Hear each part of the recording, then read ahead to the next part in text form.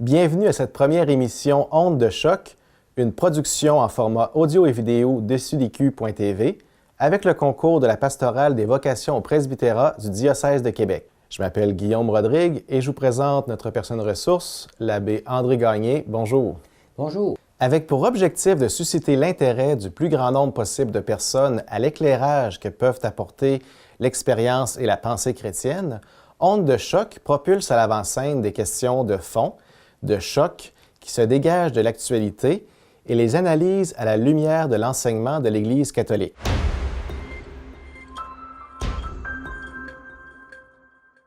Le 4 octobre dernier s'achevait le temps de la création, à l'occasion duquel le pape François a publié un message entièrement consacré au thème choisi cette année par la famille œcuménique, « Jubilé pour la Terre ». De nos jours, nos modes de vie, particulièrement le fléau de la surconsommation, poussent la planète Terre au-delà de ses limites. Les forêts sont lessivées, la couche arabe s'érode, les champs s'épuisent, les déserts gagnent du terrain, les mers s'acidifient, les tempêtes s'intensifient, le climat se réchauffe à une vitesse alarmante et la biodiversité s'appauvrit. Enfin, la Terre peine à se renouveler. Dans ce contexte assombri de la Terre qui se meurt, que penser de la proposition de ce thème « Jubilé pour la Terre » pour célébrer le temps de la création? Peut-on parler de nouveaux rythmes, d'un nouvel espoir? Est-ce qu'il y a vraiment lieu de célébrer? Avec ce que tu viens de dire, Guillaume, on pourrait se dire, il n'y a pas de quoi se réjouir. Hein? Je parle d'un jubilé. Alors, mais je pense que c'est important qu'on comprenne une chose que tout le monde ne comprend pas ce qu'il semble. J'ai lu des choses, j'ai entendu aussi des gens parler en disant qu'est-ce que l'Église fait là-dedans, tu sais? Qu'est-ce que le pape a à rassembler des personnes, on appelle ça un rassemblement œcuménique pour la question de la Terre, avec des personnes qui s'intéressent à la situation de la Terre et à son avenir. Qu'est-ce qu'on fait avec la foi là-dedans? Et pourtant, s'il y a quelque chose en rapport avec la foi, c'est bien ça, parce que ne faut pas penser que la foi ne se résume qu'à des activités spirituelles, à vivre dans les églises. On nous enferme trop dans cette vision-là. Vous autres, là, faites vos religiosités là, hein, dans vos églises, puis laissez le monde s'organiser. Bien, le monde, il nous regarde parce qu'il regarde Dieu d'abord. Et puis, la vision qu'on a sur le monde, il faut qu'elle soit la meilleure et puis qu'il fasse appel à la responsabilité des gens. Comme chrétien, on n'est pas en dehors de ça.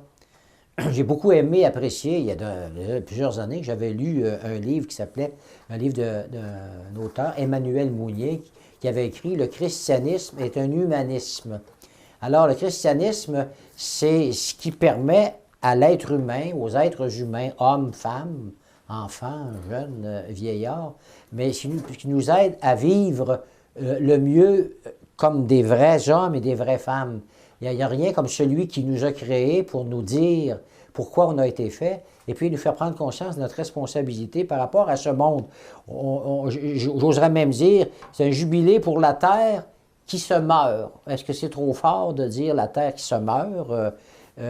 Sous certains rapports, on peut dire qu'il y a quelque chose de très inquiétant qui se passe.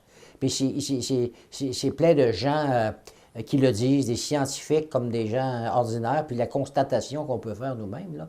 Alors, moi, je pense que c'est très important qu'on réalise qu'il y a une vision du monde qui peut être chrétienne, mais tout ce qui est chrétien est profondément humain.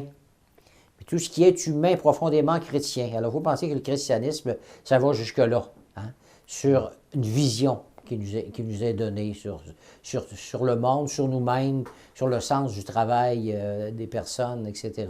Alors, si on parle d'exploitation, des richesses naturelles, bon, etc., le fait qu'on vide les mers, il y a des intérêts derrière ça qui ne sont pas toujours les meilleurs.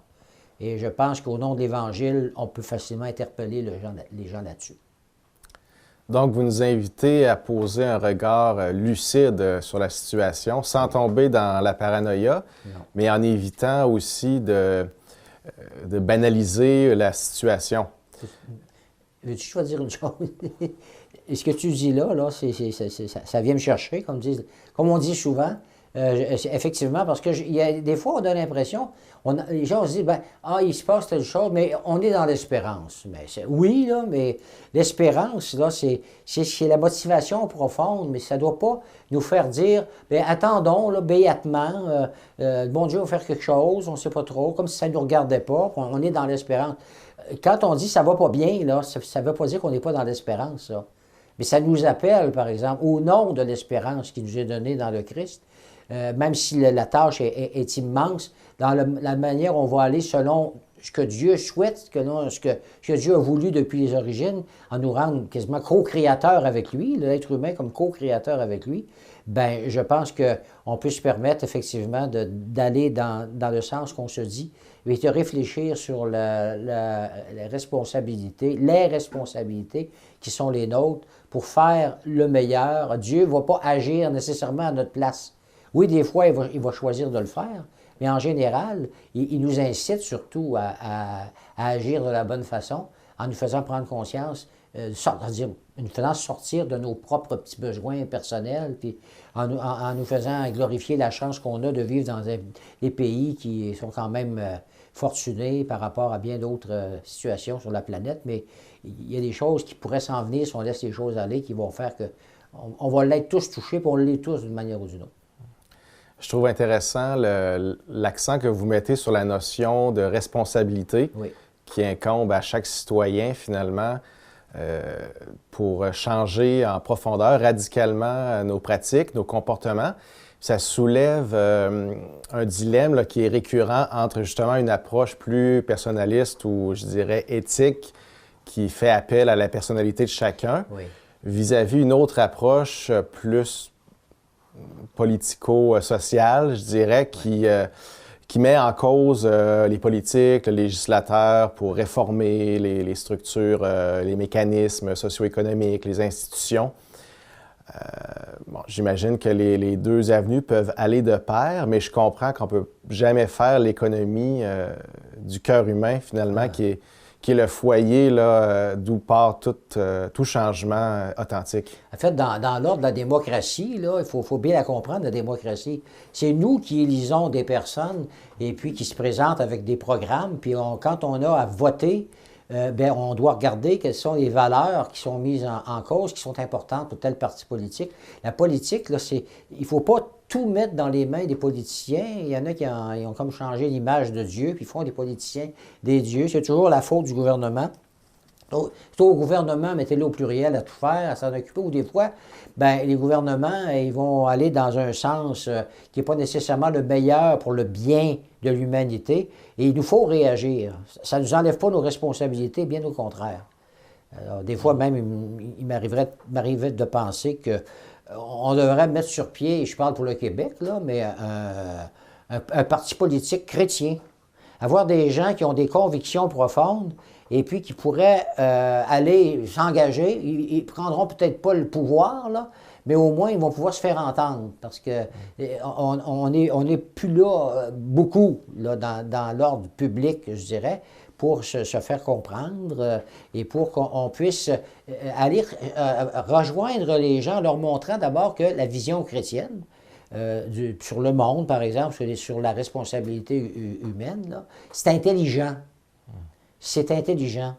C'est comme ça qu'on peut rassembler, que le pape, entre autres, qui est en dehors de tout, justement, toute préoccupation politique, peut être un rassembleur qui semble qu'il y a des gens qui ne sont pas nécessairement catholiques, qui ne partagent pas nécessairement la foi de cet homme-là, mais qui le voient comme celui qui peut rassembler, mettre les gens ensemble, qui voient un bien pour l'être humain, un bien commun. Et puis, ils sont prêts à mettre du leur pour qu'ensemble, on réfléchisse. Je pense à la fameuse petite fille, là, Greta, là, qui s'appelait une dizaine d'années, cette petite fille-là. Elle a réussi à se faire entendre partout dans le monde. Hein? Il y a des gens, il y en a qui trouvaient que c'était très bien, d'autres pas. Mais ça n'a pas d'importance. Des fois, comme si on pense, c'est le monde entier, c'est trop gros. Regardez, à 10 ans, tu peux aller parler aux hommes politiques. Ça n'arrivera pas à tout le monde de faire ça. Mais il faut arrêter de penser qu'il n'y a rien à faire. Non, on est dans une fausse espérance qui ressemble plus à du jovialisme. Non, c'est beau, il ne faut pas dire ça. Le bon Dieu est là, puis oui, il va y voir. Oui, mais pas sans nous. Juste pour corriger, Greta Thunberg, quand elle a commencé là, à être plus visible dans les médias, je crois qu'elle avait 16 ans, mais c'est quand même très jeune, effectivement, comme vous le mentionniez, là, comme vous l'évoquiez.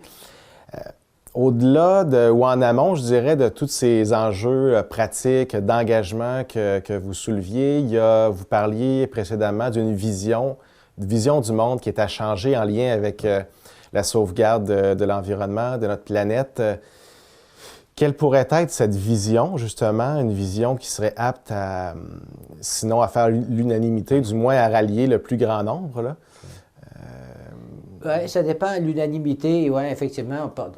Parce qu'on peut employer le fameux principe de dire, ben là, il faut respecter la liberté de penser des gens, puis la liberté de religion, etc. Mais est-ce que ça voudrait dire qu'on est comme condamnés chacun dans nos petits coins, là, à essayer de voir lequel va avoir le meilleur? Moi, je suis convaincu, là, on est dans une émission, une radio et télévision catholique, là. Alors, me permet de dire sans vouloir exclure qui que ce soit, mais que je suis convaincu que la vision catholique qui se réclame de Jésus-Christ a ce qui est le meilleur à proposer pour le monde. Et puis que quand on parle du bien commun, les personnes, il y a quelque chose en dedans des êtres humains qui font que on se ressemble d'une certaine manière. Quand on voit que quelque chose n'a pas de bon sens, parce qu'il y a des personnes humaines qui sont laissées de côté, qui sont méprisées ou exploitées, je pense qu'à un moment donné, on pourra en arriver à une vision sans qu'on ait des croyances, je ne vais pas dire croyances, là, mais des convictions de foi là, qui sont telles. Je pense qu'on peut faire un grand bout de chemin avec bien d'autres, dans la mesure où on va être des personnes aussi convaincues qu'on a quelque chose à dire au monde. Si cette émission-là, Onde de choc, existe avec la collaboration de la pastorale des vocations au presbytérat, ça veut dire au sacerdoce, dans l'Église, c'est un peu ma mission. J'aimerais qu'on pense que quand on cherche des prêtres pour l'Église, on ne cherche pas juste des prêtres pour prendre la relève des célébrations eucharistiques par d'autres prêtres qui ont vieilli, c'est plus que ça. Hein? Oui, aussi, mais c'est pas juste ça, la religion. C'est pas juste des pratiques religieuses, comme je le disais un peu plus tôt dans l'émission, mais il y a une vision qu'on peut partager, une vision de l'être humain, de sa dignité, et il faut insister. Sinon, c'est d'autres qui prennent le pouvoir, mais qu'est-ce qu'il y a derrière? Ça, c'est important, tu sais. Qu'est-ce qui amène des personnes à agir de telle ou telle manière? Si je suis un président d'une grande compagnie, puis je veux faire de l'argent, bien, peut-être qu'à un moment donné, je ne vais pas m'enfarger trop dans ce qui est moral ou ce qui ne l'est pas. Hein? Je passe par tous les moyens pour faire de l'argent. Bien, à un moment donné, ces choses-là, il faut que ce soit dénoncé parce qu'il y a des gens qui souffrent de ça. Il y a des pauvres qui sont appauvris. On dit toujours, les pauvres sont toujours quasiment de plus en plus pauvres là, dans le monde dans lequel on est. Alors, ça devient très important de dire, une personne qui va s'engager pour le Christ, elle a quelque chose à dire au nom du Christ, et puis j'aime l'expression, je l'emploie souvent, c'est intelligent. C'est intelligent de croire, parce qu'on a un monde qui sort de l'intelligence. Si on regarde comment le monde agit, si on va dans l'univers, qu'on adopte la vision de les astrophysiciens, par exemple, qui n'en finissent pas de découvrir des choses dans l'univers, de dire comment tout est ordonné, tout est intelligent. Ben alors, si tout est intelligent, ça veut dire qu'il y a une intelligence première. C'est pas une espèce d'hasard, qu'il y a des choses qui se sont créées toutes seules pour rien. Mais il y a quelqu'un qui préside à tout ça, puis qui a des attentes par rapport à nous. Notre Dieu a des attentes par rapport à nous. Arrêtons d'en faire un Dieu douillet, là, confortable, et puis qui est toujours content. J'avais un professeur en théologie qui disait « Un Dieu qui se fâche jamais, c'est un Dieu mort. » Alors j'aimais cette expression-là. Pas un Dieu mort, pas un Dieu qui dit non, non, non, comme s'il était dans son bonheur à lui, puis il nous regarde en bas en disant faites-vous-en pas. Là. C'est pas ça la vision chrétienne du monde. C'est un Dieu qui nous dit vous ai fait à mon image, ma ressemblance, puis allez-y. Et puis vous allez toujours être dans le bon sens quand vous allez vous préoccuper des autres, spécialement des plus pauvres et des plus petits. Je trouve vraiment intéressant que vous placiez la question de la dignité humaine au cœur de la réflexion sur l'écologie. On dirait que parfois dans le discours dominant actuel sur la question, sans évacuer la personne. C'est comme si elle était plus ou moins présente. C'est comme si on oubliait, en fait, au nom de qui, au nom de quoi, mais surtout au nom de qui on doit sauver la planète. Ouais. Puis je trouvais fort éloquent à ce niveau-là l'encyclique du pape François, Laudato Si, sur la sauvegarde de la maison commune, notamment juste ce sous-titre-là, Maison commune, qui dit maison, dit occupant, habitant. Donc, et dans cette encyclique, il développe une écologie intégrale au cœur duquel il place l'être humain, là.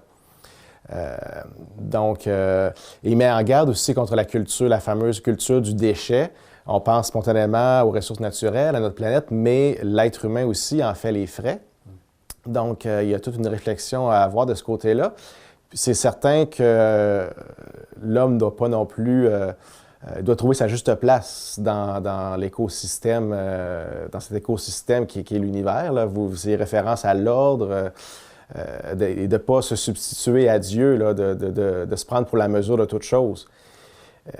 Et justement, comment est-ce qu'on peut amener les hommes et les femmes d'aujourd'hui à changer leur comportement à cet effet-là, sans tomber dans une vision romantique de la réalité? Est-ce qu'on peut envisager de passer d'une attitude qui est davantage conquérante à l'égard de nos ressources, de notre planète, à une attitude plus de contemplation, d'émerveillement qui pourrait susciter le respect en conséquence, là? Ah, bien, c'est très bon ce que tu dis. Tu as dû remarquer à un moment donné que certains grands de ce monde n'ont pas apprécié nécessairement que le pape se mêle de l'environnement. Et pourtant, c'est en plein dans l'Évangile, là, tu sais, parce que il est question des personnes humaines, il est question des responsabilités humaines, de la part qu'on doit prendre les uns pour les autres. Et puis l'idée de la maisonnée, là, tu sais, de la terre comme une maison commune, ça peut faire référence à une famille aussi. Ça veut dire des liens qu'on a entre nous. On n'est pas là pour s'exploiter, hein, les uns les autres. Alors, bon, comment on peut arriver à avoir cette vision-là? Moi, je pense que ça fait partie de l'évangélisation de le faire. Je vais dire une expression qu'il ne faut pas qu'elle devienne un cliché, mais ce qui permet aux gens d'avoir la vision juste sur le monde, pour moi, c'est Jésus-Christ, puis c'est la conversion. Parce que le cœur humain, on est fort, vous savez, sur les vertus. Tout le monde est pour la vertu, en général, mais quand c'est question de la vivre, puis qu'il faut que je change les choses dans mes comportements, bien là, c'est plus pareil, hein? Comme quand ils faisaient ils en font encore d'ailleurs, des publicités pour la question de l'alcool, puis les abus d'alcool, etc. Tu sais, on a essayé avec des visions plus vertueuses en disant la modération a bien meilleur goût, et puis, mais ça n'a pas changé beaucoup les comportements. Il a fallu qu'ils sortent le portrait de l'enfer, hein? Parce qu'on accusait l'Église de faire ça, faire peur au monde pour réussir à obtenir des changements de leur part. Malheureusement, des fois, on dirait que c'est quand on commence à avoir peur qu'on se décide à faire quelque chose. Puis la question du monde, de la planète, bien, on peut avoir peur, là, tu sais. Bon, mais la peur, ça peut être le début de la sagesse aussi. La peur amène une prise de conscience qui montre l'immédiateté des choses, qu'il nous faut aller. Changer notre cœur parce qu'on est pour la vertu, mais il faut une force intérieure. Moi, je suis convaincu qu'on nous prend l'Esprit Saint, ça nous prend la grâce de l'Évangile. Il faut continuer l'évangélisation. Le Seigneur a envoyé ses apôtres par le monde entier. Puis c'était par le monde entier, puis à travers les siècles, chaque époque ayant eu ses défis. Et on a un grand défi à relever pour nous autres. On peut parler du bien de la personne humaine. On pourrait bien dire, le plus important, c'est que tout le monde aille au ciel, puis ce qui se passe ici-bas, bien, endurons-le. Il y en a qui ont accusé les personnes de foi d'avoir tenu soi-disant, je dis bien soi-disant, ce type de propos. Mais c'est pas vrai. Le christianisme, il nous envoie là, les deux mains dans la terre et il nous envoie prendre les choses au sérieux. Il nous renvoie à nos responsabilités et puis à la conversion du cœur. Je me rends compte que sans le vouloir, l'avoir voulu plus qu'il faut, je suis le courant. Et puis, je cherche moi aussi à tirer mon profit. Et puis, je m'organise pour être bien dans mon petit monde à moi. Puis, je ne me préoccupe pas de ce qui se passe ailleurs. parce que j'ai l'impression que moi, tout est beau. Hein, c'est comme le gars de l'Évangile, là, tu sais, ses greniers sont pleins. On vient d'entendre cette lecture-là là, il n'y a pas si longtemps dans nos églises. Là. Et puis, le Seigneur dit, ben, tu sais, si tu mises sur l'accumulation des biens, ben, ça n'en va nulle part. Si on ne suit pas ce que Dieu nous propose finalement, qui est pour le meilleur bien de l'humanité, on s'en va nulle part. On va avoir un monde qui va courir à gauche et à droite selon les visions de certaines personnes. Mais encore une fois, qu'est-ce qui motive les personnes qui sont là, qui prennent le pouvoir et puis parfois vont faire de l'abus de pouvoir? C'est très facile de faire de l'abus de pouvoir. On peut en faire dans la maison chez nous. Si on veut abuser de notre autorité, par exemple, comme parents sur les enfants ou peu importe, là. Alors, moi, ça ne se veut pas banal quand je dis que la manière de le faire, tu sais, on a l'impression que la tâche est impossible, mais tant qu'elle ira dans le sens de Dieu, elle va demeurer possible. On sera surpris. Oui, le Seigneur va nous laisser faire, mais il va collaborer aussi. Vous parliez du changement du cœur, de la conversion, de se tourner vers Dieu pour lui demander son aide, pour changer un peu notre perspective en lien toujours avec ce changement de nos mentalités, de nos mœurs par rapport à l'environnement. Ça implique de se décentrer de soi, si on se tourne vers Dieu pour vivre cette conversion-là. Vous conviendrez que ce n'est pas une valeur qui est très à la mode de nos jours. Bon, c'est pas d'hier. On peut, brièvement, on peut remonter même à la philosophie des Lumières qui met vraiment l'accent, la préséance sur la raison toute puissante, triomphante et bon, la culture contemporaine, moderne et puis contemporaine, technoscientifique suit un peu le même sillage qui a produit quand même des bons fruits. On peut tous être satisfaits des avancées sur le plan de l'amélioration de nos qualités de vie.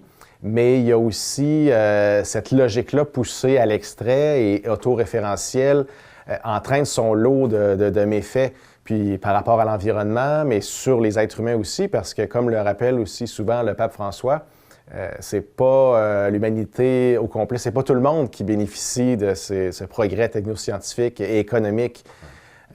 Donc, comment arriver, est-ce que c'est pas utopiste de penser qu'on peut obtenir ce changement-là des cœurs qui pourrait avoir un impact sur les collectivités puisse advenir?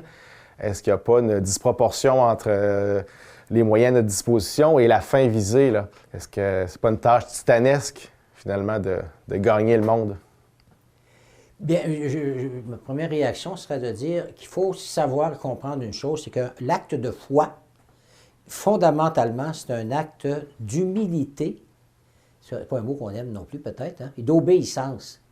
L'humilité, qui veut dire, l'humilité, c'est la vérité, qui nous situe comme personne humaine, comme ayant reçu ce que nous sommes de Dieu. Alors, et que on a besoin de lui pour que notre vie puisse s'achever dans le bon sens, cette vie puisse donner le meilleur. Alors, ça nous met nécessairement en référence avec Dieu, puis avec sa volonté, dans sa manière à lui de voir les choses, d'avoir conçu le monde, puis d'avoir voulu les liens qu'il doit y avoir entre les personnes.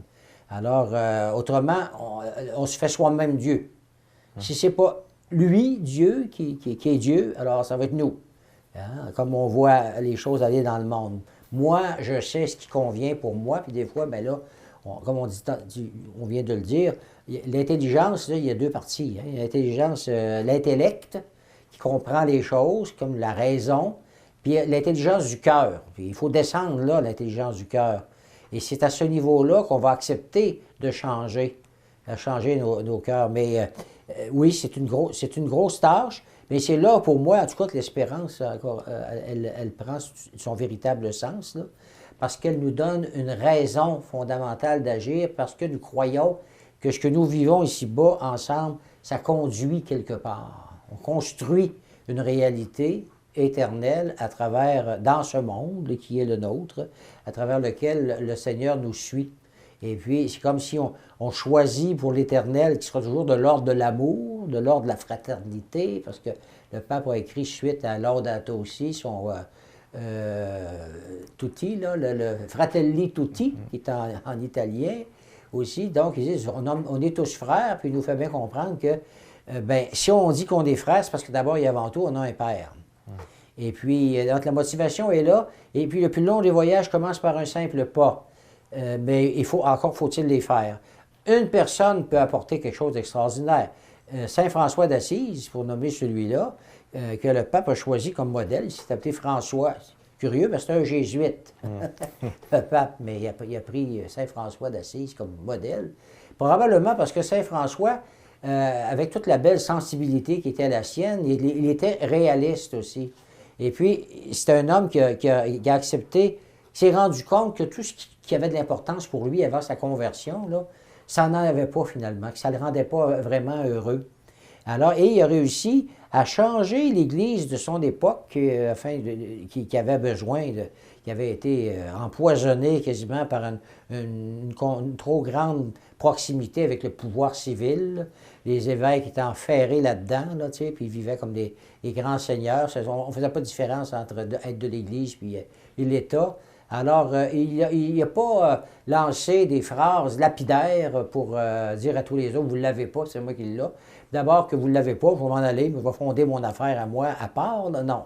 Il y a eu l'humilité, mais en même temps, le dynamisme, l'enthousiasme pour refaire de l'intérieur à partir d'une intuition que le Seigneur avait mise dans son cœur, qu'il a voulu faire reconnaître par le pape là, du temps, en disant « Laissez-moi agir selon ce que je crois ». Et puis, il y a beaucoup de jeunes désœuvrés de son temps, des jeunes qui avaient fait ou qui faisaient la même vie que François avait faite avant sa conversion, et puis qui ont décidé de le suivre parce que ça correspond tellement à un appel qu'il y a à l'intérieur de nous. Là. Hein, la première vocation là, qui est la nôtre, c'est l'appel que Dieu a sur nous, l'appel à la vie, finalement, à la vie en plénitude. Et puis, bien ça l'a emporté sur les espèces de loisirs qui ne comptent pas le cœur, finalement. Alors, c'est encore vrai, ça devrait être encore vrai aujourd'hui. Alors, de changer les choses, et puis, après tous ces siècles, après la venue de François d'Assise, bien, on s'inspire encore de lui. Et puis, avec ce que François d'Assise faisait, c'était comme un chant maintenant. C'est sa manière, c'était une adoration pour lui. Il n'était pas en adoration devant le monde, devant la beauté du monde matériel, oui, mais à travers ce qu'il voyait autour de lui. Pour lui, c'était toujours la gloire de Dieu qui s'exprimait, qu'il voyait autant dans la petite fleur qui poussait dans les champs que dans les personnes humaines, chaque personne humaine, spécialement les plus pauvres, dont il s'est préoccupé nécessairement. Alors, je suis convaincu que c'est dans ce sens-là qu'il faut aller. Et puis, il faut qu'il y ait des gens, puis des jeunes, entre autres, qui s'interrogent aujourd'hui en disant, quand je pense à mon avenir, de quelle manière j'y pense?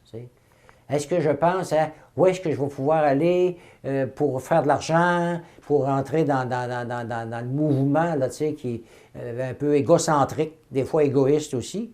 Et puis c'est là que le cœur, il ne changera pas s'il n'est pas touché profondément et puis dans la joie, dans la paix, parce que le Christ apporte. Puis parce que quand on donne le Christ et la vision chrétienne aux autres dans le monde, on rend le plus grand des services.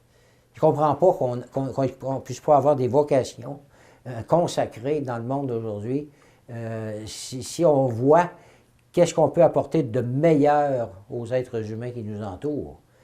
Puis pour moi, c'est le Christ. Et j'en suis convaincu. Plus je vieillis, plus j'en suis convaincu. Alors, donc, ça doit stimuler, mais encore une fois, ça pourrait avoir ses limites, les limites qui sont les nôtres, mais le Seigneur est le Dieu de l'impossible. Alors, je crois que nous, faisant notre part, prenant nos responsabilités, il y aura bien ce qui vient d'en haut pour aider à changer, à transformer ce monde-là. Alors, bon, donc, je trouve ça dynamisant, d'une certaine manière, ce qui vient du pape actuellement, là. Et puis, l'idée qu'il a de rassembler les êtres humains autour de ce qui est le meilleur. Puis, il y a des personnes qui le voient. Ils le voient, même s'ils ne partagent pas sa foi, comme je le disais déjà, là, et ils sont sensibles à ce qu'il fait, à ce qu'il dit, et puis, et surtout, ils croient à sa crédibilité. Hein? C'est un homme qui a de la crédibilité dans le monde où ceux qui sont les plus forts, les puissants, là, on n'arrête pas d'en apprendre, là, toutes sortes de scandales à gauche et à droite, puis l'Église a les siens, malheureusement. Mais moi, en tout cas, pour y avoir réfléchi de cette manière-là, je me disais, même si il y a bien des êtres humains qui se sont, soi-disant, engagés pour le Christ, puis qui ne sont pas des vrais témoins, mais des bons témoins, eh bien, pour le monde, là, tu sais, cette Église-là, pour moi, elle n'aura jamais cessé, elle n'a jamais cessé d'être l'Église de Jésus-Christ. Et puis, bien, si on pense à François d'Assise, allons-y en disant pourquoi on ne changera pas les choses de l'intérieur. Au lieu de dire, vous ne l'avez pas, vous devriez l'avoir, allons-y de cette manière-là. Il y avait une petite prière qui a été produite pour ce temps de ce mois de septembre jusqu'au début d'octobre, là, sur la création, là, le jubilé pour la terre, comme on l'appelait. Puis je lis quelques extraits qui vont permettre de terminer avant qu'on donne quelques consignes à nos auditeurs, puis à nos même téléspectateurs, téléspectatrices. Alors on disait surtout, dans ta sagesse, Seigneur, tu as accordé un temps béni pour se reposer en reconnaissance de tout ce que tu as donné. On parle du dimanche. Un temps pour nous libérer du vice de la consommation. Un temps pour permettre à la terre et à toutes les créatures de se délester du fardeau de la production.